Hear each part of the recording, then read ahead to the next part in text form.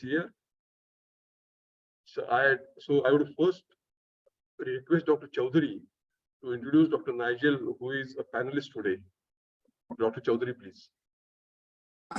Hello, everyone. I think all of us know each other. The new person is Nigel Sutner, who is working as a consultant neurosurgeon in Glasgow at Southern General Hospital. I have known Nigel since I left JJ Hospital in 1995-96. We were colleagues together, co-registrars, and I stayed back in Belfast, and Nigel moved to Glasgow as a consultant and has been working there for more than 15 years. The good thing about Nigel is he's from South Africa, and his training has been in South Africa and Northern Ireland and in England and Scotland as well. Nigel is very excellent, is a very good surgeon. He's got a very balanced approach for complex cases. His main interests are vascular and trigeminal neuralgia. And I've seen and assisted and worked with Nigel for several years. And I can vouch that he's one of the best technicians that I've come across in Northern Ireland during my working in Northern Ireland. And not only that, his approach is very scientific and very academic.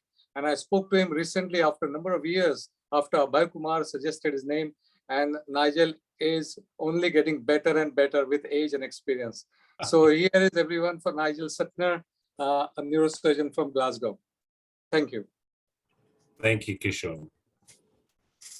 Yeah. Good evening. I have the privilege to introduce my teacher, Professor Dr. Turel sir. He needs no introduction to MCNS. He had been a teacher at JJ Group of Hospital, and many of us have been trained under him. After that, he joined the Bombay Hospital as a PG teacher for MCH neurosurgery, and now he is Professor Emeritus. He is ex-president of NSI. He is ex-president of MCNS. He has been on many bodies of WFNS and many committees. He has traveled all over the world to give more than 700 lectures. He is visiting all over the world, and he's invited everywhere to give his talks about it. He was one of the first neurosurgeons in India who started microneurosurgery, and the MVD also, he's among the first few who started in India. He also has other interests like photography, yoga, and he is a total vegetarian. And we are always amazed at his energy, at his enthusiasm, and how he keeps pace with all his busy life and still finds time for everything. So I think I present to you Dr. Kiki Turel for his talk. Thank you, sir.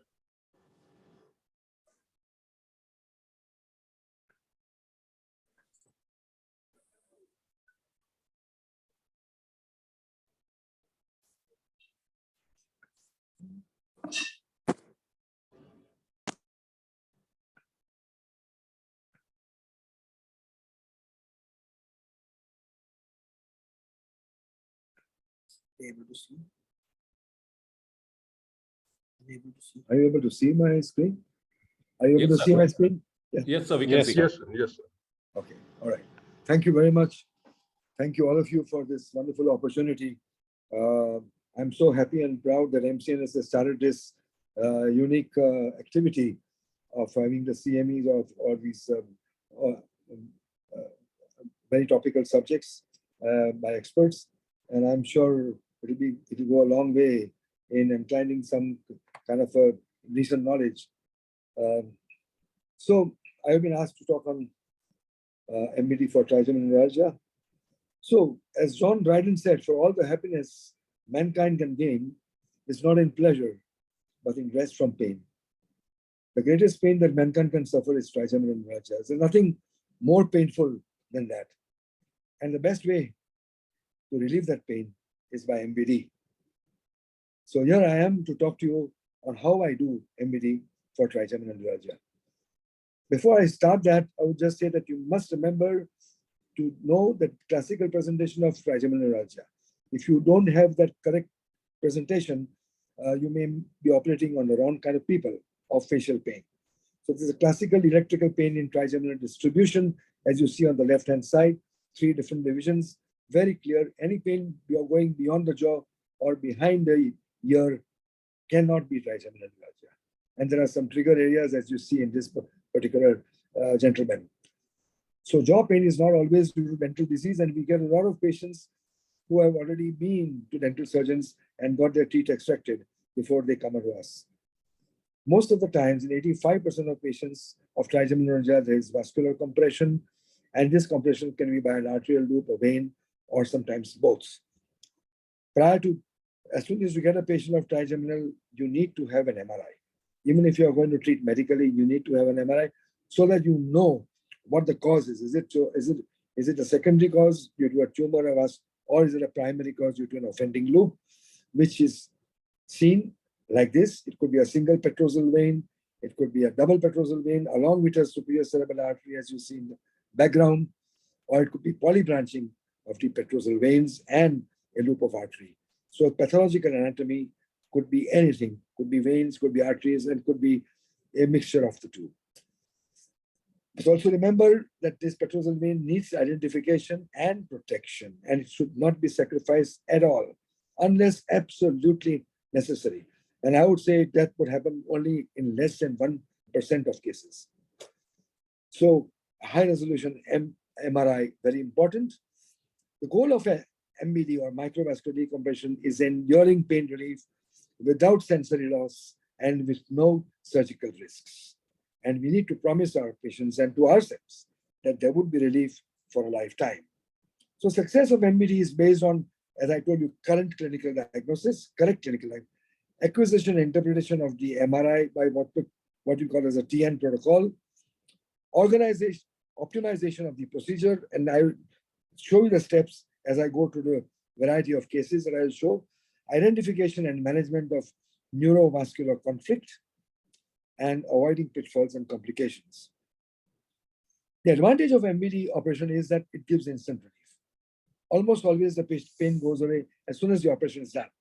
Complications are rare, mortality is practically nil, and side effects like anesthesia dolorosa or neuropathic pain are not seen. We prefer to use Teflon as a substance for MVD, but some other people have used other things. I used to use muscle at the beginning, but now I've stopped using that. The advantage of Teflon is that there's great tissue acceptance, there's lack of resorption, little risk of dislocation if it is properly and adequately placed, and there is very low overall potential for complication. So MVD is a highly technical operation which involves standard steps which need to be precisely followed, and this starts with the correct positioning. I prefer park bench position with a vertex parallel to the horizontal, chin flex, accelerated rotation by 15 degrees, and placing the fifth knob in a relatively higher position than the 7th-8th complex. The incision is just a thumb breadth behind mastoid and behind the external auditory meatus. As you know, the external and internal auditories are in the same straight line, and the usual length of the incision about 3.5 centimeters. This point of the transverse sigmoid junction is very important to be identified on a surface anatomy. And this you can easily feel by feeling a depression which is behind and above the body of the mastoid. It's almost always visible and palpable if you try to feel this. So why do we need this transverse sigmoid junction? Because from that point onwards, you will make your small 2-centimeter craniotomy or craniectomy, and therefore you will avoid undue cerebellar exposure and retraction and make use of the petrotemporal corridor to the fifth nerve. So a standard burrow is placed strategically between this transverse sigmoid sinuses, and this is the way you see it. You can see the transverse sigmoid junction, the blue point up there, and a small craniotomy done. Now the dura is inside either by a T-shaped incision like this, or it can be a semicircular incision going along the borders of the sinuses. Initially, especially in the young person, the retraction is required gently to allow the vein to fall back. And once the retractor blade is applied and the cerebellum is allowed to fall back by drainage of CSF, thereafter you don't need any retraction at all. So you have to be very gentle and patient with the cerebellum and allow free drainage of CSF. As you see over here, you can see the trigeminal now straight away. And in young patients, the brain is a little tight and requires a little more retraction. In the elderly people, it's an atrophic brain, wide cisterns, easy retraction, but be careful. The vessels may be atherosclerotic, and therefore they may be ectatic and very rigid. If you retract very violently or very strongly, you may tear the petrosal vein. So be careful. And you can cause cerebellar contusion. Not only that, but if you over-retract, you might produce cranial rhizopathy of 7th and 8th cranial nerves by stretching. Now, after retracting the cerebellum, you will see that there's a dural fold. It's called a so-called Tübingen line. And this exactly corresponds to the 8th nerve. Now, we don't really normally require to see the 7th-8th complex. But if you see it, you will find a loop of vessel. Now, don't make the mistake of considering this as a trigeminal nerve. This is 7th-8th along with ICA loop and along with ICA vessels. You have to go still deeper and more cephalic and identify the trigeminal nerve in the depth after arachnoid dissection. And there you can see a vein compressing the trigeminal in this case. And I'll put some shredded Teflon between the vein and the nerve, producing separation of the neurovascular conflict and producing microvascular decompression. So gentle, sharp, and liberal arachnoid dissection is required to reach this fifth nerve at the depth. Petrosal vein is always standing guard just above it. So you must be careful. Your retraction has to be extremely gentle. And once you're retracted sufficiently, the cerebellum falls. You don't need any retraction. Your suction and your forceps will be enough to make your way to the trigeminal. And you will see this huge petrosal vein, which can be a single vein, which can be double vein, which can be polybranching. And then you start identifying the vessel.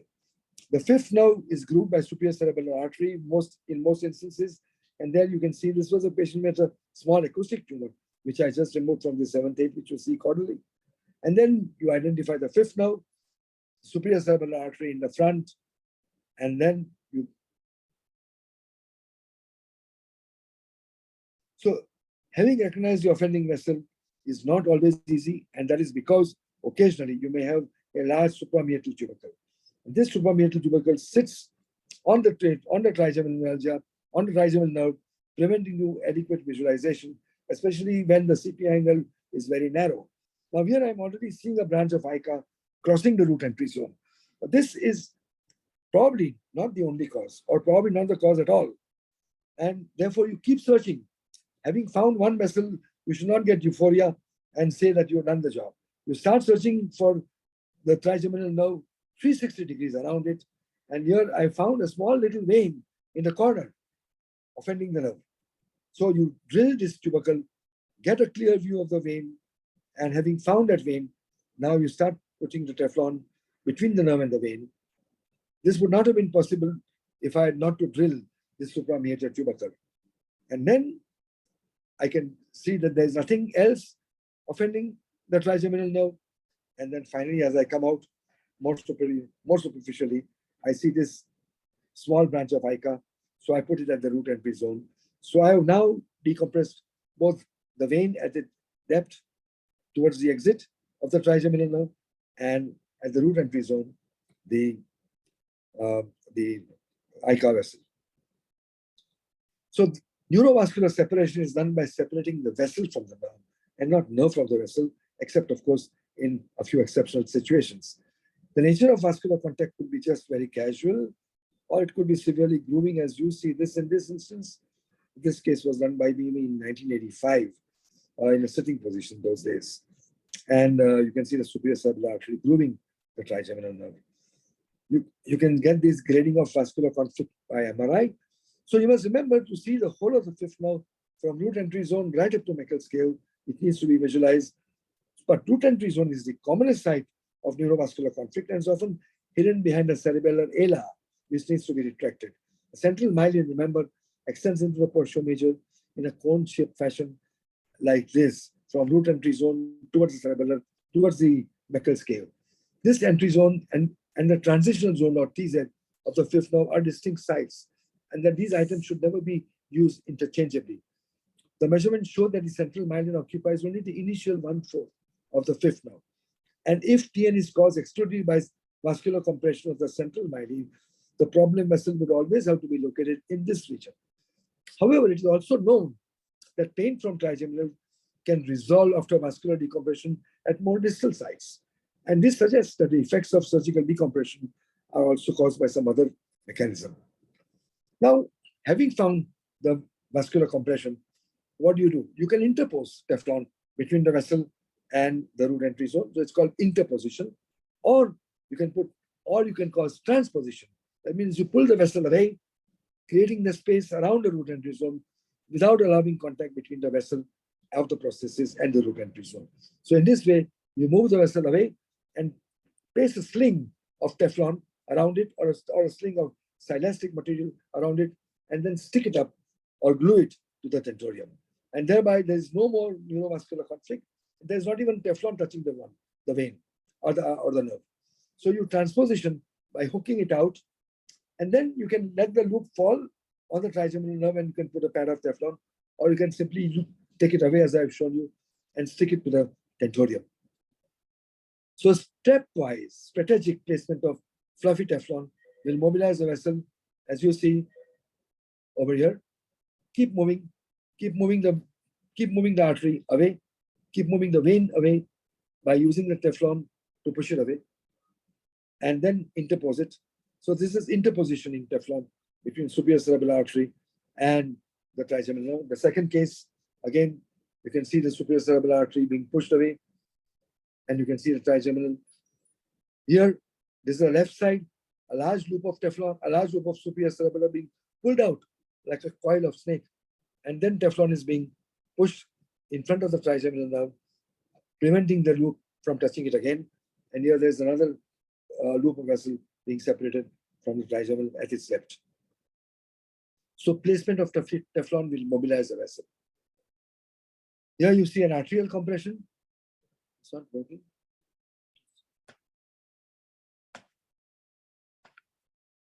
All right. So here we have the arterial compression.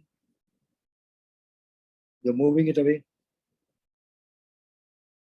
Here we see also the petrosal vein. Now you see this artery like a huge loop in front, ventral to the nerve. So very gently, you first of all do arachnoid dissection so that you have a clear visualization and mobilization. So I start mobilizing this loop from below the trigeminal nerve, from caudal to the trigeminal nerve, and bring it out cephalic to it. So last 1 minute, sir. Oh, already? Yes, sir. Okay. So then I will have to rush. So we can have multiple vessel compression, like over here, 2 vessel compression of superior cerebral artery.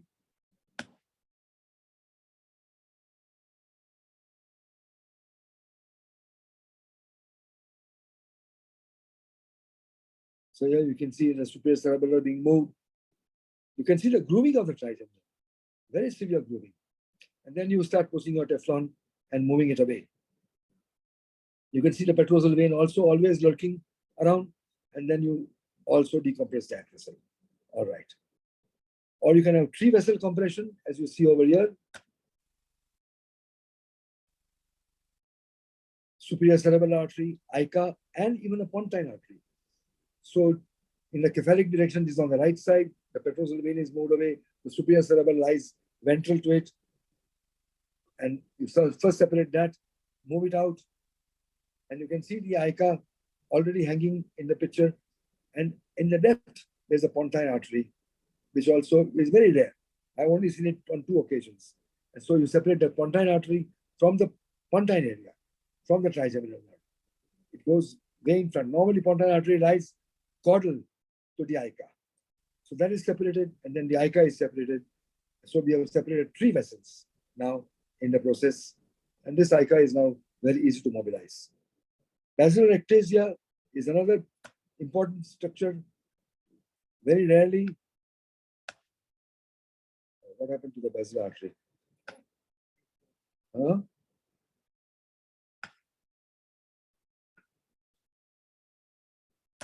Oh, it's not moving.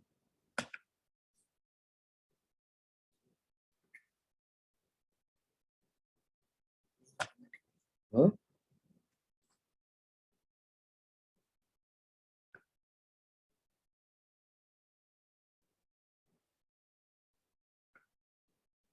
Sorry, this video didn't work. So let me now show you a transpositioning. So here you can see a plethora of vessels. There's a superior cerebellar fused loop, which I am now mobilizing with the help of my Teflon. I'm using Teflon as a stopper also. So it prevents the vessel from falling back. Here I'm pulling out the superior cerebellar with my forceps very gently, delicately, carefully, easing it out from front of the trigeminal nerve. And you can see my small cotton patties in front, preventing it from falling back. So gradually I get the whole loop out from front of the trigeminal and getting it out right up to the tentorium. Now you see how redundant the loop is. It's an extremely long loop of cerebellum, of a superior cerebellar artery. And this can be easily, it's an elongated loop. I can easily put a sling of Teflon around it and then stick it to the tentorium and glue it. So now you see that vessel is quite away. But then there are other vessels. You have the veins also, and you have the artery also. So here I'm moving this. The veins are very difficult to sling. So here you can put some Teflon and just interposition it, and then stick a little bit of glue, and then you have the rest of the vessels all interposition, all either interposition or transposition. Sorry, sir. I think you need to stop. No, I'm stopped. Okay. So I can stop at the moment that you want me to. So this is, I think I have already explained how MVD is to be done and how there are two different ways of interpositioning or transpositioning. But remember, it can be one vessel, it can be two, it can be three, it can be four. It could be arteries, it could be veins, it could be at the root entry zone, it could be away from the root entry zone. And therefore, you need to have a 360-degree view. And there are different issues. You can sometimes have a very small CP angle. You can have a premeatal tubercle. So you have to be prepared for all eventualities. And that is why what operation at the first time looks very simple can be very, very demanding and very complicated. It requires very gentle hands. It's one of the cleanest and nicest operations to do, but it can be a very messy affair if you're not being gentle. Thank you very much. Turel sir, thank you very much. My apologies for stopping you.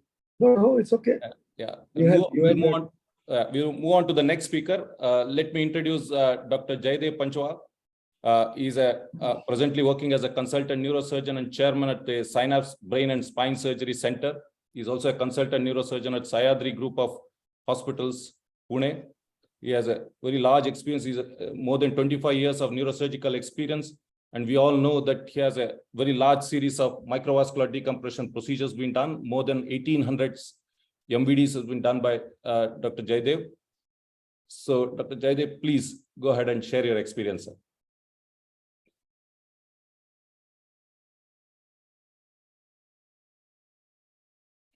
You're muted yourself. Dr. Panchwa, you're muted.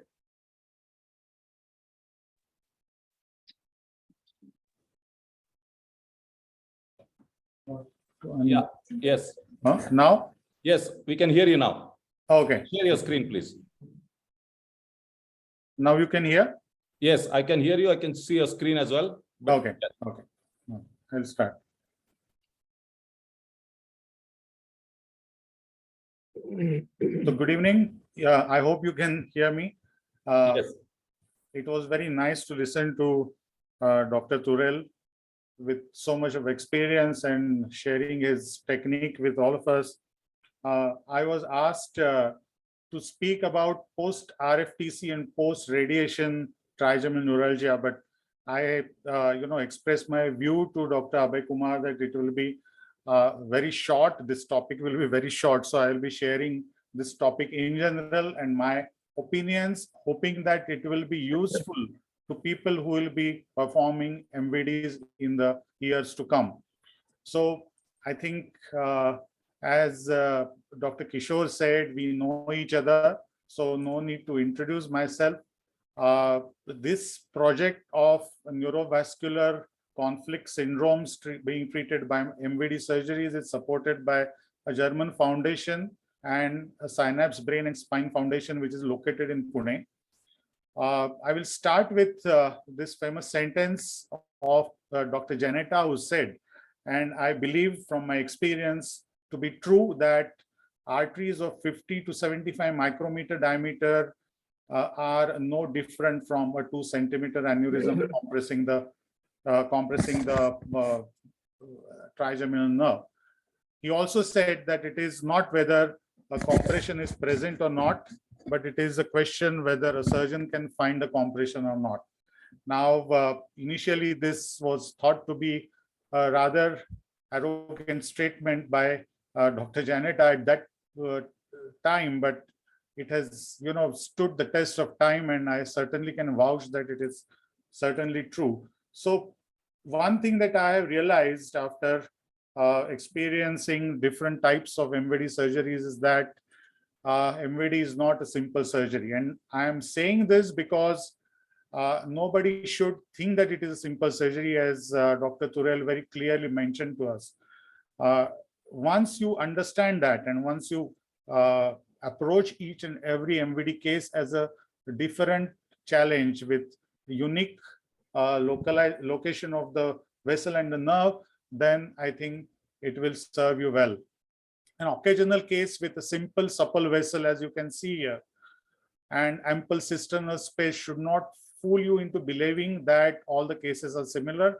As you can see here, a very tight vertebral artery causing severe hemifacial spasms, but today we are talking about trigeminal neuralgia. So awareness does not come only through experience, but mindful observation and documentation.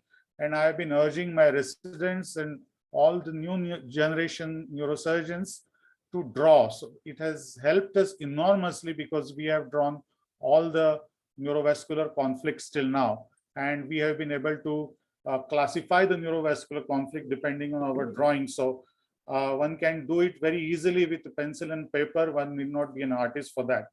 So I think the whole subject starts from insight into why NVC occurs in the first place, because this answer tells us a lot about how distortions are likely to happen. And the first important point is, of course, the age-related progressive vascular dolichosis between the two relatively fixed points and the artery actually undergoing this dolichoectasia. As you can see here, there is an ample cistern, but the artery has become ectatic. So it has not always to do with a cramped up space. So let us remember that. Then there is a theory of cerebral settling, wherein the entire cerebrum along with the brainstem sags down with age. As you can see, the nerve is sagging down, and that's why inviting a compression from a vein which was at some point in time was straight like this, and now it has got distorted. Of course, the cramped up space, limited space in the pontopetrotentorial angle is definitely a cause of concern. Now, my understanding of post-RFTC MVDs has been that in many of these MVDs, you see rather thick adhesions near the Meckel's cave, and sometimes these adhesions do come down up to pons. And as you can see here, I'm really finding it difficult to separate this rather tethered nerve from a thick cloth-like arachnoid. And this patient had undergone RFTC 2 times, and small arterioles, small vessels were hidden below this severe fibrosis. And that's why this patient not only had a recurrence, but had worsening after RFTC. So this is something that we have to remember. I'm not saying that all RFTC, post-RFTC MVDs will have this kind of a picture, but it is a possibility. And that's why personally, I think MVD is the first choice. Different people of course, have different preferences. This is another example of very, very thick arachnoid, again, post-RFTC. The thickest arachnoid is near the Meckel's cave. And this is progressively, we are trying to, remove the thickened arachnoid from the artery. Now, this is completely relieved artery, and then, of course, the MVD has been performed with a routine technique. This is a case with history of 1 RFTC and 1 radiation, and you can see a fibrous scar at the root entry zone. Not only is the scar compressing on the nerve, but it is also partly fibrosed some portion of the vessel here. And it is very difficult to separate these vessels from the scar. As you can see, Initially, I thought I'm dealing with some kind of a tumor, but then I realized it's straight fibrosis. We took a biopsy and sent it, and it came out to be a pure fibrosis, extremely vascular, as you can see here, because of adhesions. And we took this biopsy and sent for actually the examination. So now coming to the other types of microvascular decompression, this was a case that some time back I had shared on the MCNS platform, and many students that time asked me whether I can show this video. So I'm taking this opportunity. Extremely ectatic vertebrobasilar system, and as our residents try to draw, I help them, and this was a preoperative reconstruction from the observation of the MRI, and we also drew the nerves. And as you will shortly see, these are the lower cranial nerves. This is the facial nerve, that is 7th complex, and this is the trigeminal nerve. As I will tell you, we make use of these fissures or sulci, as the case may be, which are variable, but which lead us to the cerebellopontine fissure and opens up the root entry zone. And here I am opening one of these fissures, and this helps us enormously to go to the root entry zone. And now this is the trigeminal nerve, and it has been my observation, which I have shared in my previous lectures, that a smooth compression by an ectatic vessel, I personally do not think it causes trigeminal neuralgia. So you have to find an element which is sandwiched between this smooth compression and the nerve. And till you find it, you should not come out just by decompressing a large vessel. And this is what we did in this case. And firstly, we found a vein which was lodged between, you can see the vein, I'm coagulating the vein here. And at the end of that, there was surely enough a branch of the artery coming from the superior cerebral artery, which was sandwiched between the vessel and the nerve. And this is what I think one has to see this. This is the sandwich artery. This is a ribbon-like nerve. This is the artery, and this needs to be decompressed, not just the large vessel. Also, as Dr. Turel was saying, never be happy by just decompressing one vessel. Look for other evidences, and sure enough, there is a vein which is, on the dorsal aspect, really slinging the nerve, root entry zone. We don't know which one is important, whether this is important or this is important. So you have to relieve everything, and this loop of the vessel, of course, after releasing the arachnoid, has got released. Coming to the next case, this is tumor-related trigeminal neuralgia, and the takeaway from this is that tumors also, like ectatic vessels, very rarely cause neuralgias by themselves. This is my observation. Of course, there could be exceptions, but this is a small to medium-sized meningioma, which I am removing. I'm just removing the last part, coagulating the attachment. This is the tentorium. You can see a posterior cerebral artery disappearing above the tentorium, and now the nerve is released. I am straightening the nerve from its distorted position, and sure enough, my resident says that the surgery is over. But of course, it is not over, because I am looking for the vessel, because it is symptomatic. The patient present with trigeminal neuralgia. Sure enough, there is a branch of the superior cerebral artery which was below a arachnoid, which was pushed by the tumor. And in addition to removal of the tumor, you need to do microvascular decompressions in these cases. I came to realize this when I was referred a few cases after successful tumor removals outside, and then the neuralgia was still present. I went in and found that there were vessels which were not relieved. So please remember this. This is a message for the residents. Of course, there are tumors like this, which are trigeminal schwannomas, which by themselves can cause trigeminal neuralgia, no doubt about it. I mean, they don't always need vessels, but when it is playing the trigeminal nerve. One can remove these tumors, difficult looking tumors. You feel that you need to sacrifice the nerve. But if you persist, then in the end, you can remove the tumors and keep the branches of the trigeminal nerve intact. You can see we have been able to scoop out this lesion completely. So it is possible for the tumors to cause neuralgia directly. This is another large tumor, which was a huge epidermoid filling the CP angle space. And after removal of most of it, the sixth nerve, the vertebral artery, the seventh head complex, the trigeminal nerve here. And I showed this case, if I'm sure Dr. Ture remembers, there was a pearl-like, beautiful site inside at the root entry zone. But that apart, there is another element here. There is a vessel below the arachnoid membrane, which eventually we had to decompress because this patient had both hemifacial spasms and trigeminal pain. And I'm showing this case just because it is such a beautiful sight to behold. And I call it a deep brain harvesting of the pearls. So very beautiful case.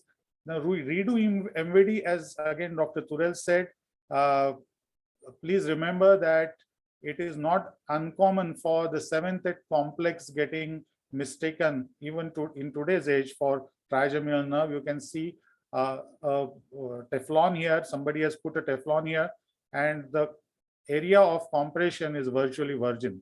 So please remember this. This is a case with trigeminal nerve split into two and has got two roots. So all sorts of permutations are possible. I will skip this case and go to the next one. Again, epidermoid, which is entering into the Meckel's cave, giving rise to rather severe trigeminal neuralgia. This is a trigeminal nerve here, which is splayed, and I'm using a 30-degree endoscope to remove this from the Meckel's cave. And the neuralgia in this case is completely because of the tumor involving the individual nerve fibers rather than a vessel. And a 30-degree endoscope can be very useful if you land up with this kind of tumors. You need not have a combined approach, and you can remove the tumors almost completely. In the end, you can see the crevices of the Meckel's cave. So endoscopic MVD, I do not do endoscopic MVD because I think if you follow Dr. Janeta's dictum, there are multiple large and small vessels, and it's not a simple straight surgery, but simple cases can be done endoscopically. Technically, it is possible to remove the superior cerebellar artery, but this vein will need microscope, at least in my hands. I would not use endoscope for all the microvascular decompressions. Endoscopic assessment, on the other hand, before using microscope is extremely useful. You can see right inside the Meckel's cave because sometimes there are veins here. In this particular case, you can see a superior cerebellar artery compressing the motor roots. And as Dr. Janeta has mentioned almost everything. There is nothing new remaining, believe me. These are the motor roots. And he said, when motor roots are compressed, the neuralgia is the most severe. When veins are severely tethered, the neuralgia is very severe. Both statements very true in our observation. Dr. Panchwal, last 1 minute, please. Yeah, okay. Now, in this case, we found, of course, there was some bulge here, and then under microscope, this bulge was found to be a venous varix at the Meckel's cave. You can see the same case. This is a venous varix, and this we hunted because we saw something with the endoscope. So endoscope is useful in that respect, I think. So the eyes are useless when the mind is blind, and being aware is half the complications avoided. And we are dealing with extremely variable anatomy. One has to be aware of the 2-vessel, 3-vessel compressions, venous compressions, the area around the nerve, and various factors here, which are very important. I will quickly enumerate them. This is a nerve, the different aspects of the nerve you have to study. You have to see where the facial nerve is, and you have to release the arachnoid on the facial nerve, because sometimes the vessels travel through this, and if you tear it in retraction, then there can be subpile hemorrhages in the 7th head complex. Third element is the fourth nerve. Fourth nerve sometimes is pushed down and can come in the way of decompression. Fourth thing that you have to realize is in ectatic vessels, the sixth nerve can get dislodged towards you. Fifth thing you have to realize is that you can open up these fissures to land here. Sixth thing is, of course, the veins. The seventh thing is the curvature of the vessel, and the nerve itself can be of different shape. Look at this now, how long it is, where it is originating, and look at this now, just a small stub of the nerve. And I will skip this because this is a long video. Again, coming to different things that you have to realize while, the sixth nerve. I just want to show you the sixth nerve, how sixth nerve can come. This is a complex compression, and I will just go to the end where, you see, this is the sixth nerve, and this is the severely ectatic vertebrobasilar, which is pushing the sixth nerve. So you can have a tryst with the sixth nerve. Be aware of this. Otherwise, you will get sixth nerve paralysis even in MVD surgery. Just skip this. Yeah, you have to assess the curve. You have to assess whether there are perforators from the curve, where it is having divisions, whether there are plaques inside, etc. Vascular Doppler is extremely useful, and with difficult turns and curves, it is better to confirm that there is a flow through the vessels before putting the Teflon, which we use very regularly. So I think, Dr. Abhay Kumar, I will have to stop here because there is a lot of material which can be shared, but maybe some other time. Yes. These were the important points that I wanted to put forth. So thank you very much for patient hearing. Thank you. Thank you, Dr. Pancho. Can I request Dr. Katkar to introduce the next speaker, please? Yes, I have great joy in introducing my friend, Dr. Santosh Prabhu. He came to the Kolhapur and started his center. Then he went on to build a 110-bedded hospital, which had all the state-of-art facilities. Whatever was there to offer for the people, he has brought everything there. And now he is in a process to start a 200-bedded multi-specialty hospital. We wish him all the best for that. He has also started a DNB program at his hospital.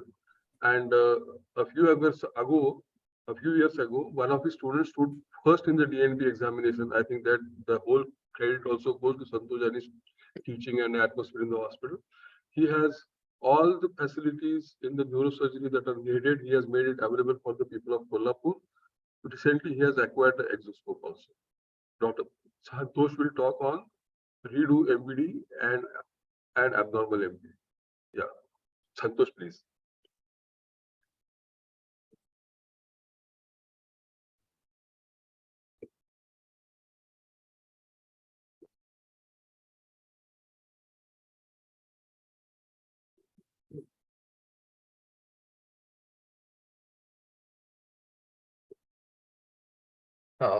Good evening. Thank you, Dr. Datta Prasad, for your kind words. I hope I'm audible.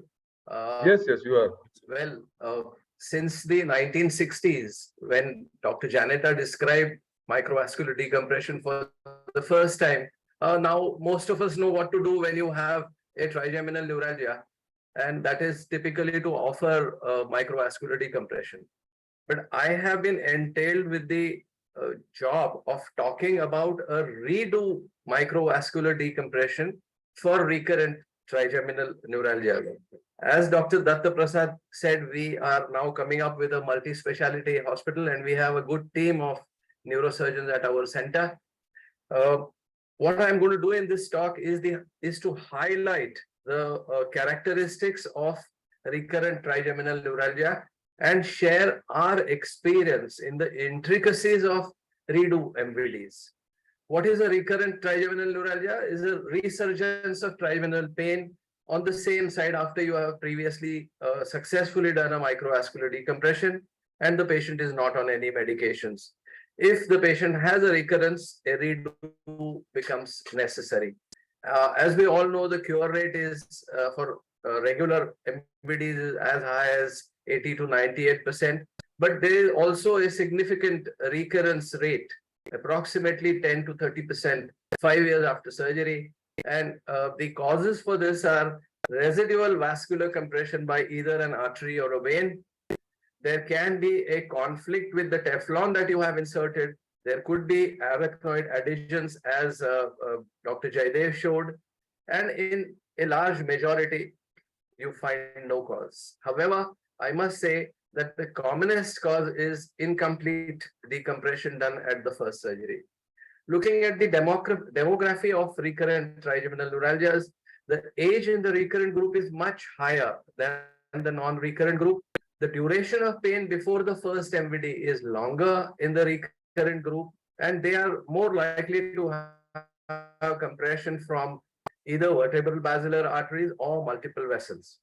It has been found that the median pain-free survival of 12 months is what happens after a routine MVD before they develop recurrence. And we have also done a substantial number of microvascular decompressions. We have about 754 of them in the last 32 odd years. And amongst our own cases, we have had recurrences in 22 of them, of which in 10, we redid the microvascular decompression. In 3, we did the radiofrequency thermocoagulation. 4 of them got controlled with medical therapy, and 5 of them got lost to follow-up, possibly operated somewhere else. This talk today, I have compiled 18 cases of redo microvascular decompressions, 10 of which are our own patients, and around 8 cases have had surgery done somewhere else, and they have come to us for the second surgery. We've also had some cases following injections or following radiofrequency thermocoagulation elsewhere, but these are not included in our series because we have treated them as primary microvascular decompression. What were the findings in our cases? Missed vessel or a new vessel in 6 cases. In 7 cases, we needed to augment the graft volume, so they also almost were, vessels contributing. So total of 13 patients out of 18, there were vessels compressing the nerve. We had Teflon, granuloma, and adhesions in 2 cases, and nothing was found in 3 cases. So what are the treatment options for recurrent trigeminal neuralgia? The best option, in my opinion, is to do a redo microvascular decompression, but some patients are not willing for a second surgery or may not be fit for a second surgery. Such patients have to be offered the other options like the radiofrequency rhizotomy or the glycerol injection or the percutaneous balloon compression. And some could be offered the gamma knife for relief of recurrent pain. In our opinion, redo is the best option, and if there is a nerve deformation or loss of padding, re-exploration is the best option because lower cumulative risk and cost for this therapy than multiple less durable procedures to treat multiple recurrences. So overall, it is wiser to do an MVD and get over with it than to keep on doing multiple procedures. A redo will give an immediate pain relief in almost 80% of the patients and partial pain relief in an additional 7% of the patients. The workup is an MRI with a CIS and a TOF, which can identify the position of the padding and if there is an offending artery. It also shows if there is a deformation or atrophy of the nerve. This is very important, as you will see. These are pictures courtesy Professor Liu. Teflon tethering to the petrous bone. You can see that this is the petrous bone and this is the Teflon, and the fifth nerve has been, cranial nerve has been tethered to this. So this is a case of a Teflon conflict. Trigeminal atrophy, the nerve has become very thin and malnourished, and it has been shown that if you find a thinned out nerve, there is a higher recurrence rate in these patients after experiencing some amount of relief. So what are the tips for prevention of recurrence? As the previous speakers have already discussed, the root entry zone is the most vulnerable area and should be exposed during surgery. Other vessels should also be explored. Well, what we have been doing is, instead of using bulky Teflon felt, we are using padding like Gore-Tex, you know, the vascular grafts, we cut them into small pieces, and small pieces of that have been used, which cause less deformation of the trigeminal nerve. So you need to look at all the vessels already emphasized by Professor Turel and Dr. Jaydev. The entire intracranial segment should be exposed, and we must develop good surgical habits during surgery. The area is divided, surgical area is divided into 5 quadrants as shown in this diagram, and we must develop a pattern to explore all these areas sequentially, so that we do not miss out on any particular area. Other trick that we use, just as Dr. Turel said, that you push the vessel away from the nerve. Sometimes they're very tightly stuck. Then we put a piece of gelatin sponge between the nerve and the vessel and come back a little later to find that there is now space to insert a Teflon felt in place. In addition to doing sharp dissection, how do you re-explore? You reopen the previous retrosigmoid approach. Whenever there is a clear evidence of vascular compression found, a routine MVD is done. If there is a Teflon conflict, the material is dissected, it is removed, the nerve is completely bared of all Teflon, and then we insert new material. If the nerve is distorted by a Teflon granuloma, the nerve is freed using very sharp dissection and releasing the nerve. This is something very interesting. This is a technique which has again been described by some Chinese authors, and we have been now using it at our center. Quite an effective technique. It's called as nerve combing. It is basically an interfascicular neurolysis, and the indications for this is you find multiple complex blood vessels at your redo, or if you do not find any vascular compression, or if you find an atrophic trigeminal nerve. What is done is the trigeminal nerve is longitudinally divided along its fibers into 3 to 5 bundles using special instruments, starting from the root entry zone to the Peter's bone. And the advantages are, if in failed previous MVDs, a combination of nerve compression plus microvascular decompression significantly improved the success rate compared to a simple redo. In contrast to a neurotomy, which you are tempted to do once, combing maintains the integrity of the nerve roots, and the function of the fibers is not affected too much, and hence the postoperative sensory deficits are much less, and it's a very safe technique to follow. And this is how it is done.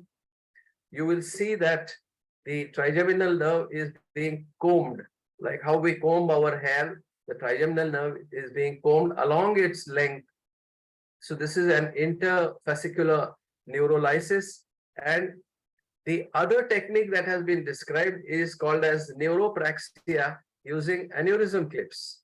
So if you do not find any neurovascular compression upon dissection of the entire 360-degree of the nerve, then what you can do is apply a temporary Yassergil aneurysm clip for about 40 seconds on the nerve. And if this 40 seconds produces hypertension or bradycardia, you could take it off and then put it additionally for some time after your anesthetist permits that. Another option which we have been using in the past is a partial sensory rhizotomy, but this option produces severe sensory loss. And if you section the wrong fibers, you could end up having a corneal ulcer. Whereas in the aneurysm clip neuropraxia, it is possible to standardize the damage. So the damage is, you can define how much you want to compress the nerve and for how long. And this is a picture of how it is done. You can see the trigeminal nerve here. This is where the clip has been applied, and this is how the vestige of the clip is visualized after the clip is taken off. If you can only apply it to the sensory root, that is even better, and you could use an intraoperative neurophysiology monitoring to identify the motor root. The other modalities which we have been using in the past are bipolar coagulation,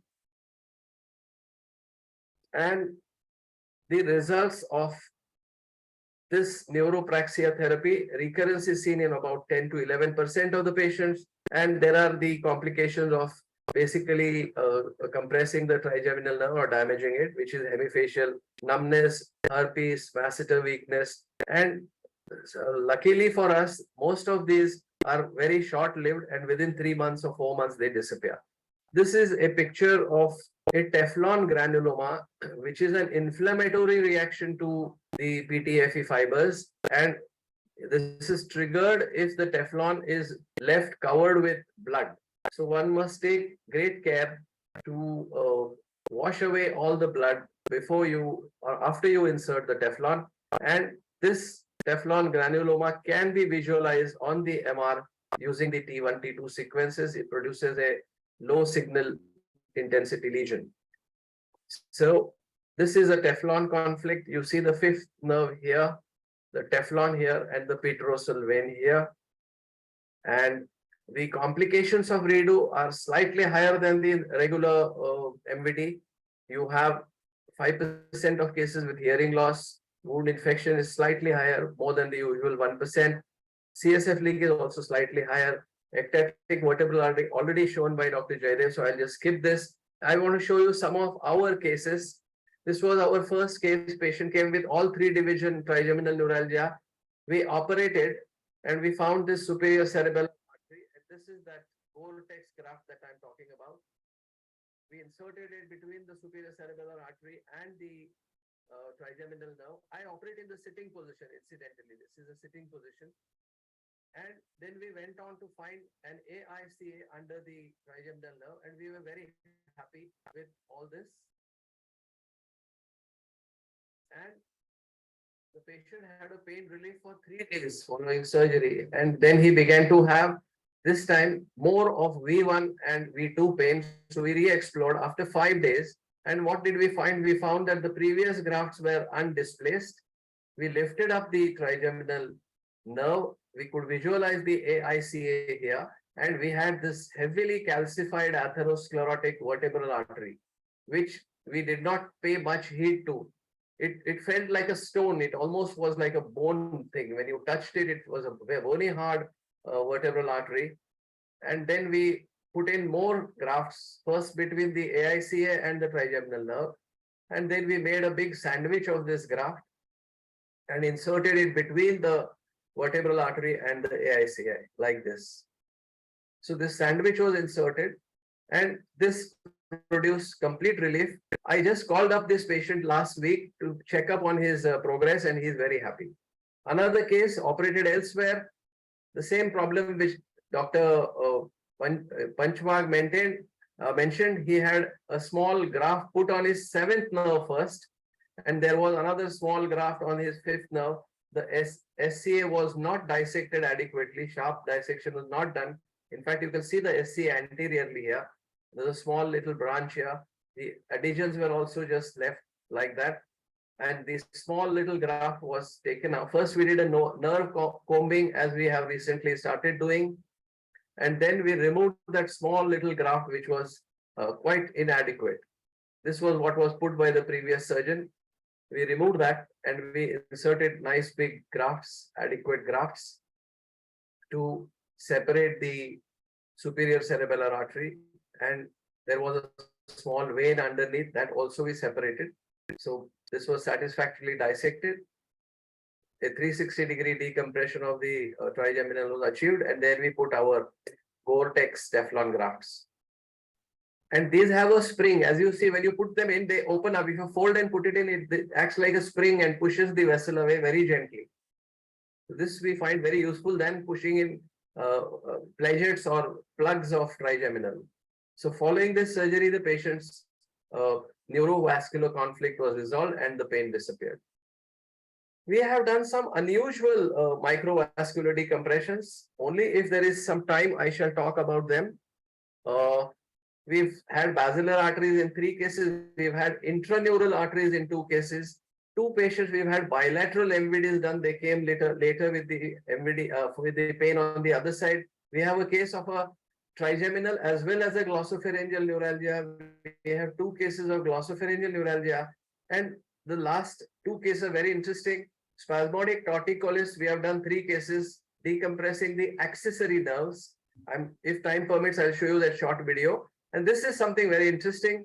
In all patients who have hypertension and who have their pain on the left side, we do concurrent decompression of the vagus nerve also. And we find that their post-operative essential hypertension really comes down, and their medicine requirement, the antihypertensive requirement also comes down. This is a case. Last 1 minute, sir. Yeah, I'll finish in that much time. Okay. Double trigeminal neuralgia plus glossopharyngeal first, the superior exposure, trigeminal exposed, then the inferior exposure. We changed the direction of the retraction and we found the 9th, 10th being lifted up by this vertebral artery here. And we inserted grafts between the vertebral artery and the glossopharyngeal, producing relief of both neuralgias. This is another patient, spasmodic torticollis. We did it long time ago, and you can see the accessory nerve. This is on the right side. Patient is sitting, the stem here, the accessory nerve coming down, the vertebral artery there, and we inserted these grafts between the accessory and the vertebral artery, which was causing this, and the patient had very good relief. We have 3 of these cases also.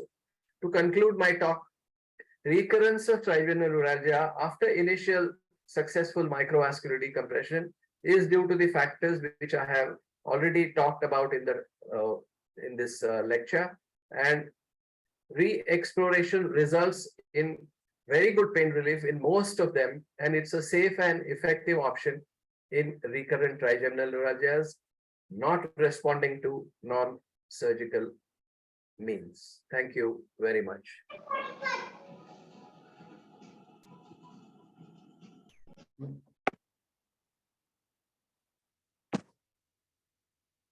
Yeah. Prabhu sir, thank you very much. These questions are asked. So now let's now discuss with the panelists first, and then we'll go to the question and answers and discussion session. My first question is to the panelist, Mr. Sutner. Do you want to share your experience, sir, briefly first, and tell us, you heard all the 3 speakers here. Do you want to share your experience before we ask you any questions? Yeah, fair enough. Thank you very much for inviting me, first of all. And it's always a pleasure to hear from experts who work in high volume practices, who can share their experience and teach us. I learn a lot through these things. I have a lowish volume practice, 2.5 million people catchment area, and we're probably doing about 30 to 40 procedures between balloons and MVDs on a yearly basis. I found all of the talks very, very interesting and informative.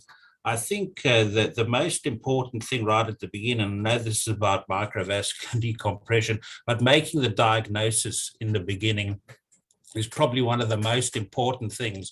And as our first speaker, Professor Terrell, had a slide saying, talking about the diagnosis and how important that is, because this is such an emotional kind of condition that patients can come in desperate after seeing a lot of people losing a lot of teeth. And if you make the incorrect diagnosis, then the patients are not being treated properly. In terms of the second talk, I found it very interesting about the vertebral artery compression being a large smooth area, not causing trigeminal neuralgia. And that's been my experience too, where I found a number of, in fact, superior cerebellas being sandwiched between the artery and pushed up against the nerve, causing the compression. Yeah, I suppose those are a few of the things that I've taken away so long. You sure, sir? Your comments, please. Yeah, can we stop? Prabhu, sir, can you unshare your screen?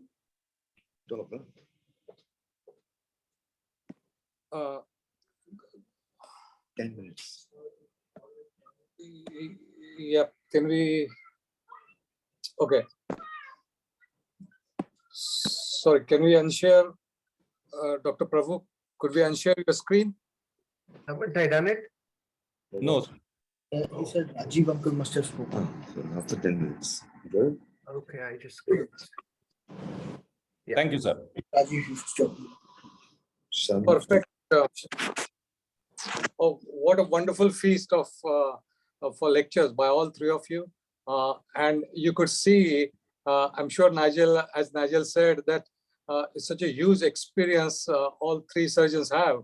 I mean, I've had a chance to work with Dr. Turrell from 1991, and I know his interest, expertise, and experience in CP angle surgery, not only in trigeminal neuralgia. But coming back to trigeminal neuralgia, I had an opportunity to work with Peter Janetta. Actually, I didn't go to work with him for trigeminal neuralgia. I went and worked with him because he was also an expert in posterior fossa, posterior circulation aneurysms. And this was in 96, 97. I spent 3 months with him. And in those days, the USMLE wasn't that important, or he managed somehow locally in the Allegheny General Hospital and got me in. I assisted several patients who actually presented with trigeminal neuralgia, but the problem was either a giant aneurysm or an AVM, and a number of his practice patients were from secondary or tertiary trigeminal neuralgias caused by other pathologies and not actually primary trigeminal neuralgia. So it was very interesting to work with him, and he was actually started his practice as an AVM surgeon and a posterior circulation aneurysm surgeon, and then got interested in trigeminal neuralgia. Trigeminal neuralgia was not his primary mode of practice. When I joined him, he was getting very late. He was getting elderly. He was, I think, 79 years old at the time. And he taught me two things. He said, number one, when you explore trigeminal neuralgia, it's not a question whether there is a vascular compression on that or not. The question is whether the surgeon can find it or not. And I think Dr. Turrell and Jaydev has already highlighted that in their speech. And second thing he told me, that this is my third marriage. And I can tell you one thing about all the three marriages. In a marriage, you either grow together or you grow apart. That's the only thing that can happen.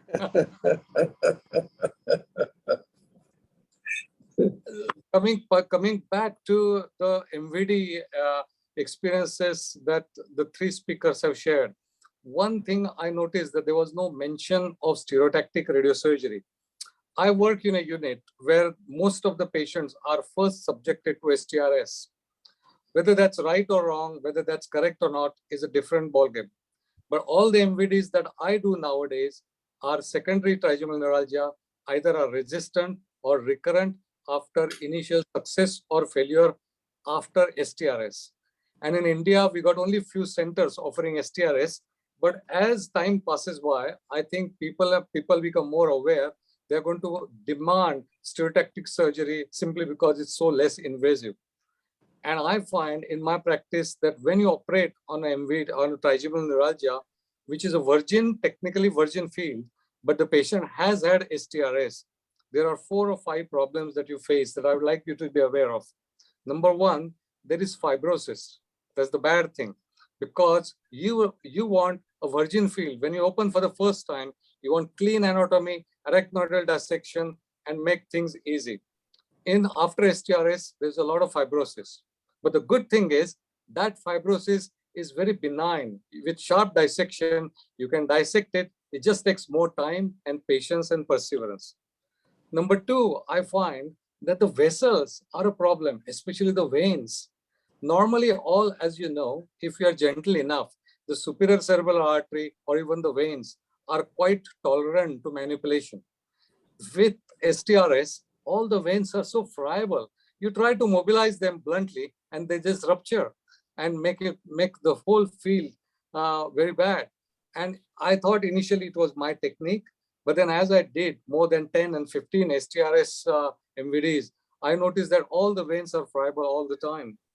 Third thing is, these vessels, the nerve, are more prone for edema if they have had STRS in last couple of years.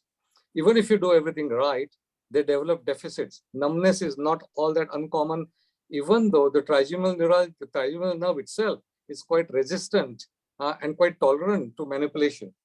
So of this, whenever we are operating on a patient after STRS, I think we need to make patients aware that the risk is slightly higher and the chances of complications are higher. Another thing I noticed that probably speaker didn't that much dwell on, that a lot of complication I see, at least in the junior hands or inexperienced hands, is because not giving respect to the veins. Actually, I was so motivated that the veins, especially superior petrosal vein, is so important that I wrote an article. This was about, I don't know how many years ago, 10 or 15 years ago, that it was published in Neurosurgery, and it was about trigeminal neuralgia, superior petrosal vein in trigeminal neuralgia. That's all. The subject was superior petrosal vein. I think the sinuses, superior petrosal vein, their reversal anatomy with the superior cerebellar veins, their manipulation, sometimes you have to take the veins and sometimes inadvertent rupture. They all can lead to complications, especially cerebral edema, hemorrhage, patients needing EVDs, etc., etc. And the last question that I have, there are two questions I have for all the speakers. Number one, we mentioned positioning. Dr. Turel mentioned that he used to operate, and I assisted you, sir, when operating in sitting position. Then I see that you are operating now in park bench position. I sometimes operate in supine position, especially young patient with head turn. Can we have comments from all three of you regarding position? And the second thing is, can we have comment from all three of you regarding what type of graft you use? To me, an ideal graft is that will not induce fibrosis. Number two, that will stay, and that which will be free enough, but which will also form enough adhesions for the separation to last. I find Teflon patch probably an ideal one, but I've used patties, I've used Gore-Tex, everything. Some of my friends just use a loop or a rubber band, whatever. But your comments would be valuable. So can we talk about positioning, all three of you? Also type of material that you prefer and you think it should not be used?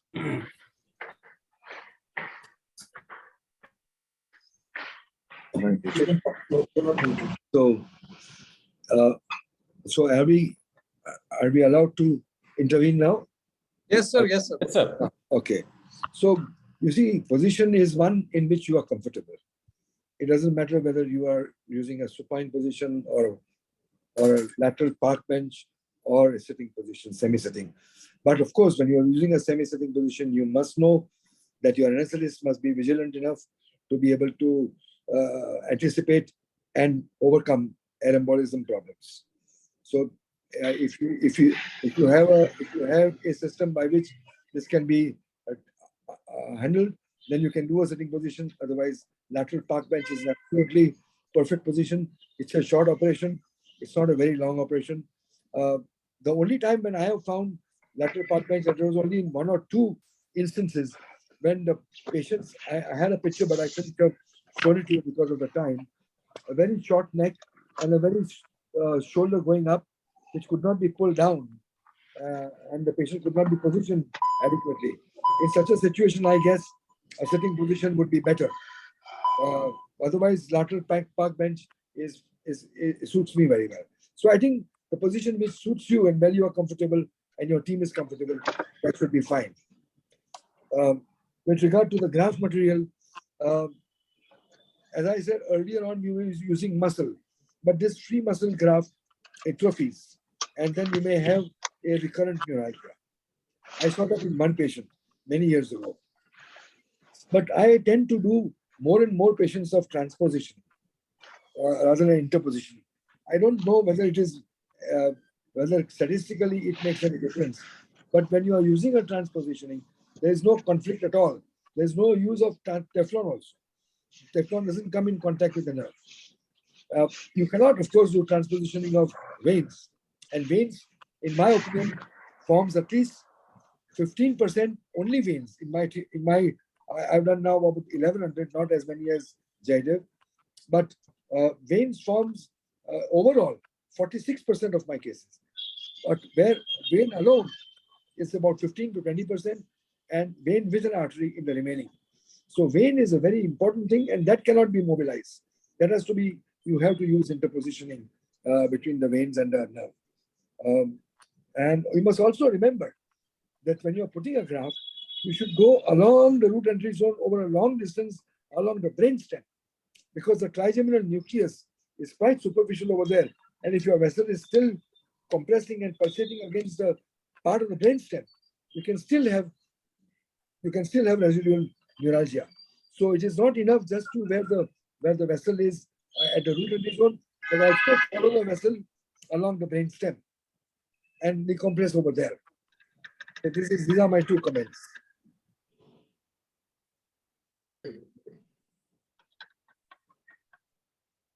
There seems to be a lot of noise outside. Sorry, but you are probably. Yeah, about the positioning, I think personally I have been using park bench position. Sitting position, of course, is very easy for the surgeon without any doubt.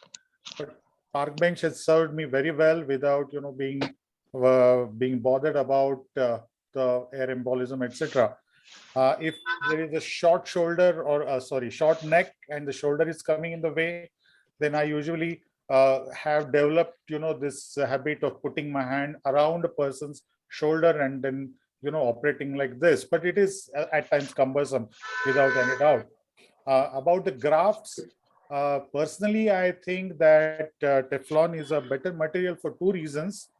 Firstly, it can be really made into very, very soft and small pledgets, and it can be inserted into small crevices, and it can be molded like a soft mud, and you can give it whatever shape you want. You can make a sling out of it, and then either suture it to the tent or use glue to keep it there, etc. But of course, the other materials have been used, as Dr. Prabhu very beautifully demonstrated, and they have been useful.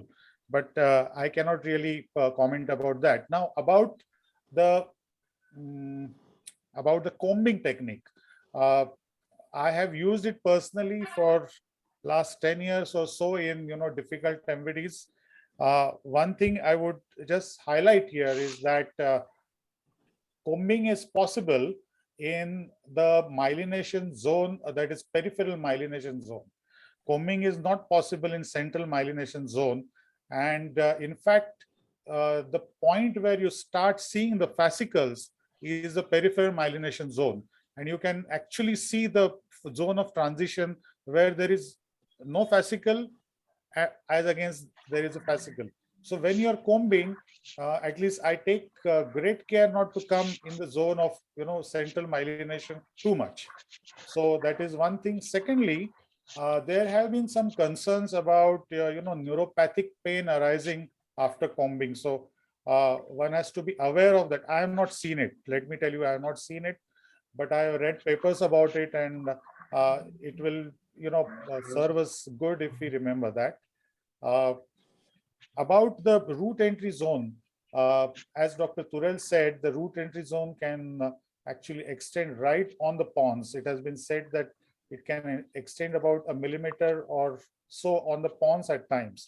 So, and of course, right into the Meckel's cave, that most of us know. But even the compression or pulsations against the pontine portion can cause trigeminal neuralgia, and that's what we have to really remember, and I would certainly second that.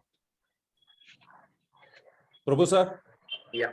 See, we use sitting position. We have a very large series. Our anesthetists are very competent. We've never had any problems. Very few air embolisms. If you're very meticulous in opening and keep on getting your hemostasis, very rarely you will get air embolism. So we are very happy with our position. In addition to turning the neck, I also incline it a little bit like that. So you are able to go to the trigeminal nerve very easily. And we are generally very happy with the sitting position. Coming to the material, I have already spoken about it in my talk. We were earlier using the Teflon floss-like thing that you get. Now we have changed to these Gore-Tex grafts, and because the incidence of Teflon conflict and Teflon granulomas is higher with if you use fluffy pledget-like material, and it is almost non-existent if you use a Gore-Tex graft. Besides, I showed you that you fold it, you just fold it like that and put it between the nerve and the vessel. And when you release it, the two leaves spring apart. And in addition to physically separating the vessel, they tent it up a little bit and push the artery away. So we find this very helpful, and we have been using it in the past many of our trigeminals. Coming to the combing, I think I differ a little bit with what Jaidev says. If you enter the middle portion of the trigeminal nerve and horizontally keep moving, you are able to find the fascicles right up to the pons. So the entire nerve, in fact, from the root entry zone to the point where it goes to the Meckel's cave, needs to be horizontally separated into 4 or 5 or 6 bundles. The fascicles need to be dissected. And we are very happy with it. Nothing happens. Very little post-operative sensory phenomena like neuropathic pain or phantom pain do not occur with the combing. And generally, the results are very good. So now for most redos, we are doing the nerve combing, and we find good results with it. Thank you, sir. Can you put the same question to Mr. Sutner? What's his experience? How does he position the patient, and what does the graft material use? Yeah, I think that it all depends on what one's been taught sometimes, and then your own personal experience, because I found that when I started off with these operations, becoming orientated with up and down and lateral and medial can sometimes be a little bit confusing. And so if one sticks to one position, I think that's, and you know how to identify everything in that particular position, that's probably the best way to go, as opposed to vary. And I don't know many surgeons who do vary the positions. I use a park bench position. If the patient has a short neck or big shoulders or large breasts or whatever, I try to deflex the neck away from the shoulder and then tilt the bed upwards. And I tend to find that can help just to give you a little bit more space. From the material that I use PTFE felt, and I find that to be quite practical in terms of cutting different shapes, peeling off pieces to make small sponges to be quite useful. I just wanted to ask something that's always been something that's a bit of a bugbear with me. Long ago, when we didn't have high resolution MR, one would obviously go and explore a lot more patients than we do now. And when I did explore and I found only venous compression, I found that the longer term outlook for the patients in terms of pain relief without medication or on low doses of medication was much poorer than if they obviously had arterial compression. And so if I do have a mixed picture with venous compression and arterial compression, I've now left the veins intact wherever they may be. And I've found that the patients get good relief only with arterial compression. If I relieve that. And so I just wanted to ask the other panel members what they feel about venous compression. So if I, in fact, investigate the patients with CIS and with 3D time of flight angiography, we look very carefully at those, we only find that there's probable venous compression. I don't offer those patients MVDs. What are your thoughts? Yes. You would be able to see the venous compression very well on post-contrast MRI. And then in that post-contrast MRI gives you the advantage of both arterial compression and venous compression. So apart from the usual protocol, we should have ideally a post-contrast MRI. And if you find venous compression? Yes. In fact, I have been talking about venous compression I mean, as many as about 30 years ago. So I have been quite fascinated by it, and many people did not believe me at that stage when I was talking about it. But I learned. How did I learn from that? When I had my first recurrence of trigeminal neuralgia at the government hospital where I was working, and when I re-explored, I found there was a solitary vein compressing the nerve, and there was no other arterial compression. I went all around the nerve and I did not find. This was 30 years back, and then I just decompressed the vein, and that taught me. Till that time, I had not encountered this in literature. And then when I started looking for the veins, I found it more often than not. And therefore, I got into a habit of decompressing everything that came my way, whether it was small vessel, a large vessel, vein, or not a vein. And therefore, I made sure that the nerve was very bare. But so when I was presenting my work internationally, there was this young man called Fukushima, who everybody knows. He was a very good friend of mine, and he pulled me out in the middle of the presentation and said, "Hey, I don't see anybody of you doing the interpositioning. Why don't you do a transposition of the vessels? I always do transposition." I said, "It's not always possible to transposition vessels. Sometimes it's possible." He said, "You try and do that, and you'll see that your results of recurrence will be very low." I said, "I have very low recurrence anyway. Very, very. In fact, I must say that my recurrence rate is negligible. I don't know why. Maybe I'm lucky, or maybe my patients don't come to me." But I started then looking after hearing after having heard Fukushima. I said, "Let me try this transpositioning," and I found it quite enjoyable more than anything else. That I was not leaving Teflon between the vessel and the nerve. Much later did I realize that some cases of Teflon granuloma started appearing in the literature. But then Teflon granuloma also, I have only seen one patient in my own practice. So very few patients have recurrence in our hands. So one of them was due to a vein, one was then because of a Teflon granuloma, and then of course not having, then finding a new vessel appearing. That is another cause of recurrence. So as you do more and more, you will get to see and learn more and more.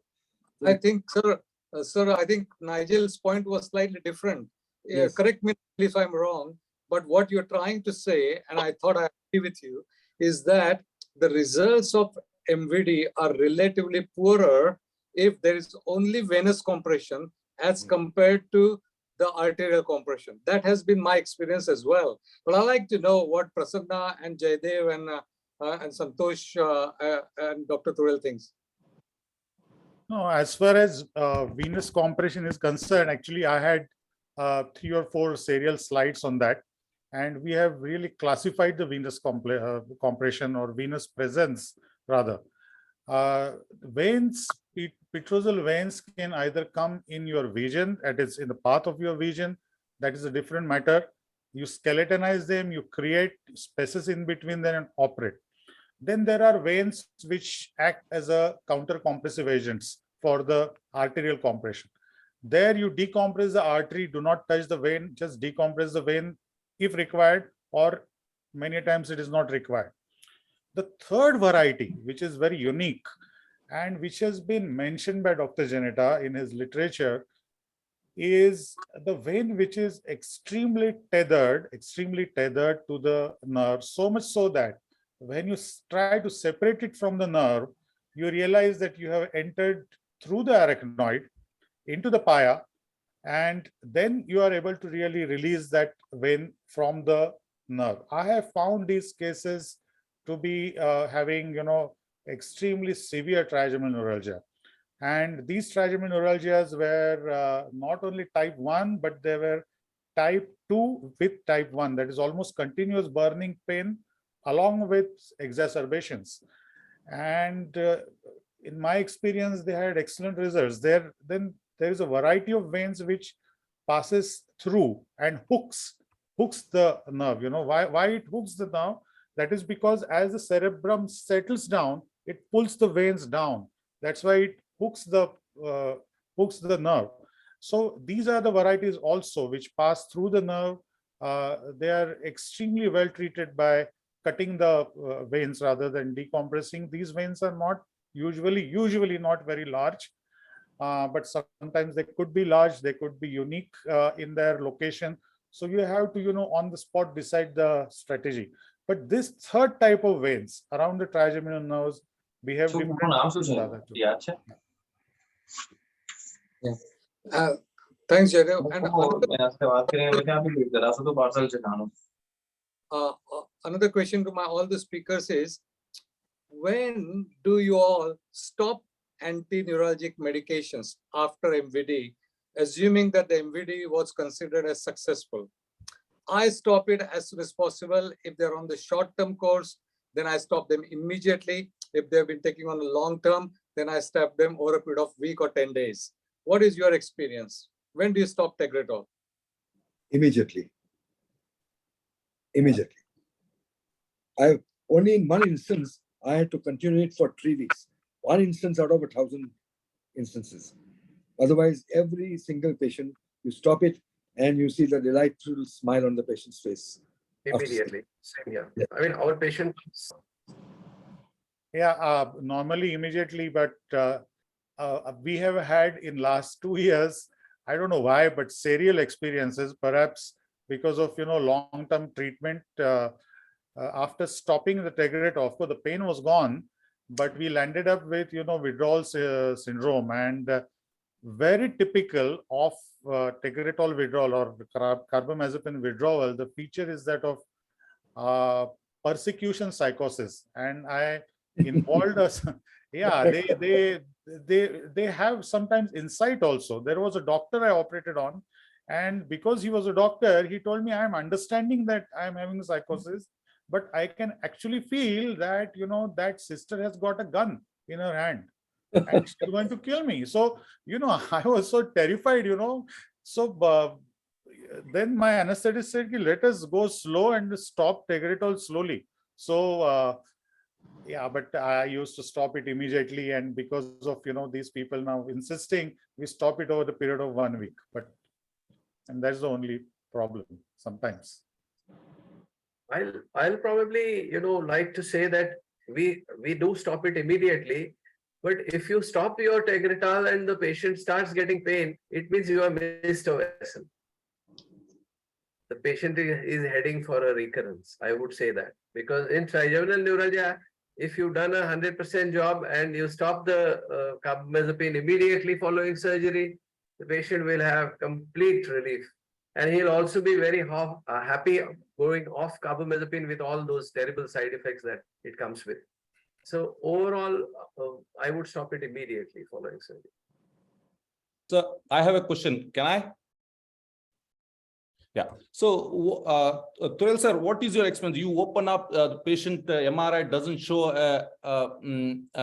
an arterial loop, and you open up and you find a small system. You are seen at the root entry zone.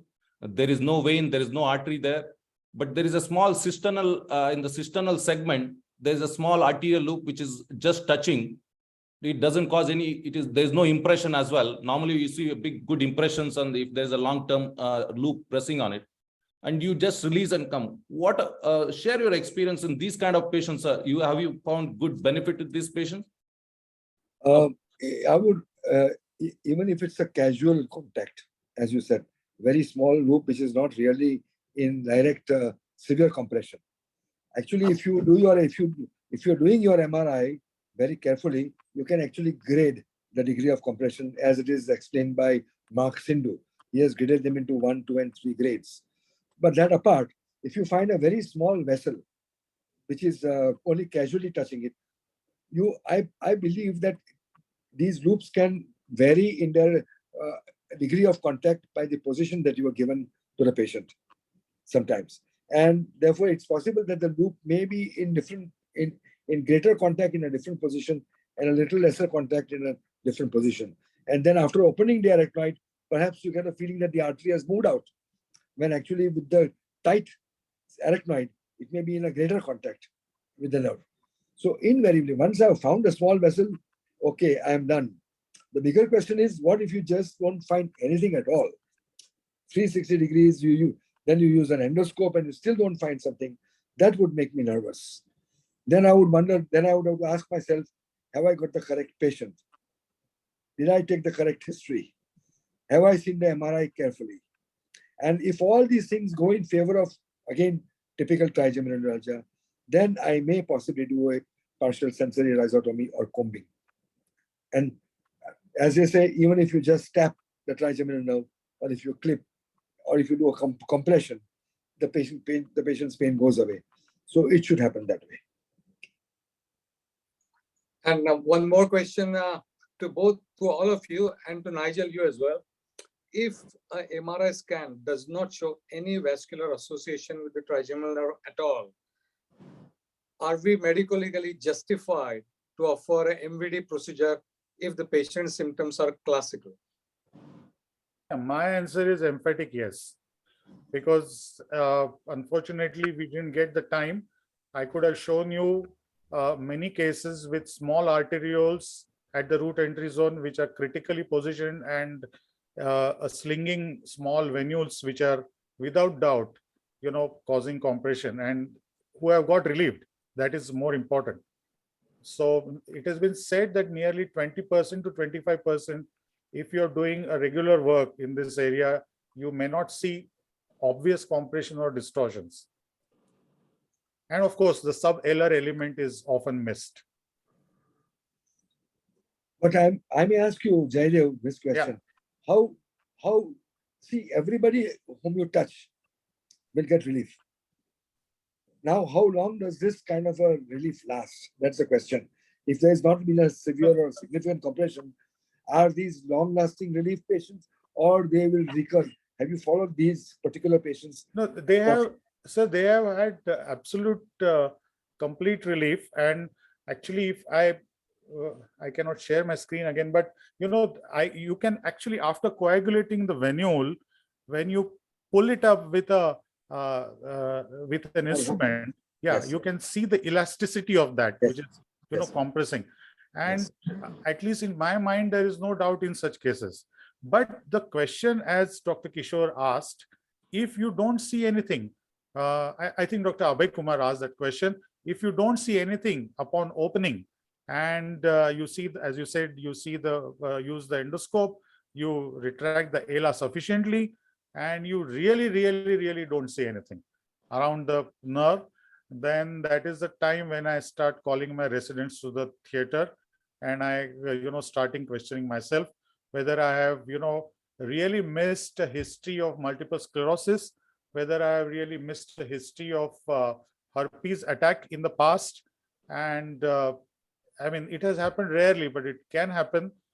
And as you said, we follow the same thing, either comb it or then do sensory rhizotomy. But yeah, I mean, you could be faced with such situations at times. But so do you always take a consent? Yes. In case I don't find a vessel, am I allowed in to such do cases? a rhizotomy? Yes. Not in such cases. I do that in all cases. Okay. As a routine, I make a consent. I tell them that 99.9% I will find a vessel. But should I not find it, what would you let me do? Would you let me do this kind of a procedure where you might lose a little sensation on your face? And is that okay for you? Or you would want me to leave you alone and face trigeminal neuralgia all over again? So I take this consent, and I've done that 1,000 times. But yeah, I think it's a good thing. Yeah, I think we should all adopt that policy. Yes. Okay. I have a question. Hello. Yes, Nitin, go ahead. Sir, you may find it funny, but is there any role of EMG NCV? Because the government MJPGY scheme that has the mandatory column, before doing this procedure, they ask for this EMG NCV thing. Earlier it was there. I'm not aware of the current situation, but when I was in Sevagram that time, that was the mandatory test they used to ask, the EMG NCV for doing a MVD procedure. So what is your take on that? Why NCV? Yeah, I don't know why do they need, but what is the purpose? No, I don't know because that was the mandatory requirement for MJPJY scheme. Actually, Prabhu sir is operating in that scheme, so he might be aware. I don't know whether he I am not operates or not. operating in any scheme, and I think it's Okay. absolutely stupid to do AMG nerve conduction in a trigeminal neuralgia. Okay, sir. Hi. I think they are referring to the trigeminal facial reflex, trigeminal facial reflex. Okay, sir. Hi. Okay, I think its time is up. The next this thing is Dr. Sudhir Ambekar has an announcement to make. Sudhir, you want to go ahead? Yes, sir. Good evening, everyone, and thank you for this opportunity. I just wanted to let everyone know that we're starting with the newsletter from next month, and I invite all the members to contribute to the newsletter. We're planning to have technical reports, case reports, pathology case, maybe in future clinico-pathological case discussion, and we invite both academic as well as non-academic articles from members. If you want to inform the members about upcoming conferences, workshops, or any new technology update or anything, and we would be very happy to publish that in our newsletter. And of course, also we plan to, going forward in the coming newsletters, we plan to have a section on history of neurosurgery in Maharashtra and Goa. So initially we're planning to have it once in 3 months, and let us see how things go, and then I think we will take it forward. So I think that's about it, and I again invite everyone to present their to send their articles to us for the newsletter. Thank you. Sorry Dr. Ambekar is doing this for- very enthusiastically, and we are planning that during our next webinar we will be able to publish our inaugural issue. Thank you. sorry for my ignorance, Sudhir. Is the newsletter going to be in digital format or paper format or both? So initially it is going to be in digital format. So later on, yes, we have plans to bring it in paper format also, but initially to start with, it is going to be in digital format. Okay, thank you, Sudhir. Okay. Yeah, I Nitin? think I shall proceed with vote of thanks now. After the brainstorming sessions on WhatsApp about the MVD and trigeminal neuralgia, the webinar committee has finally come up with the idea of having it, a sound webinar with the stalwarts in this field. And I thoroughly enjoyed today's webinar. All the speakers, stalwarts, I can say just like that.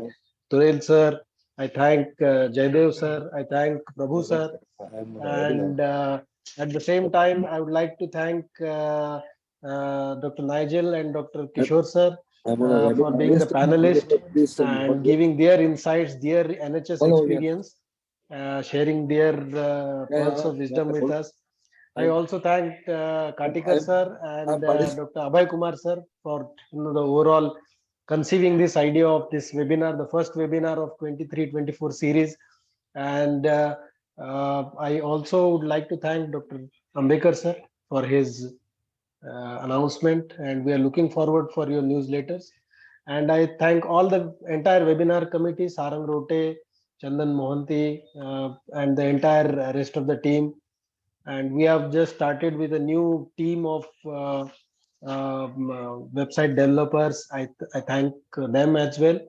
And now I'll also make one brief announcement that with this new development of websites and all, we are shortly coming up with all the social media presence for MCNS. Like we are coming up with the LinkedIn profile, we are coming with Twitter, Facebook, Instagram, and everywhere.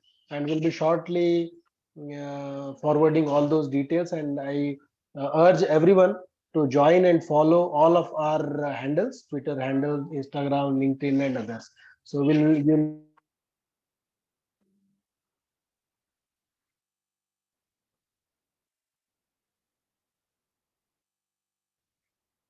Okay, Dr. Abhay Kumar, he has lost the link. Yeah, please. yeah, we lost You Nitin can there. conclude. Yeah.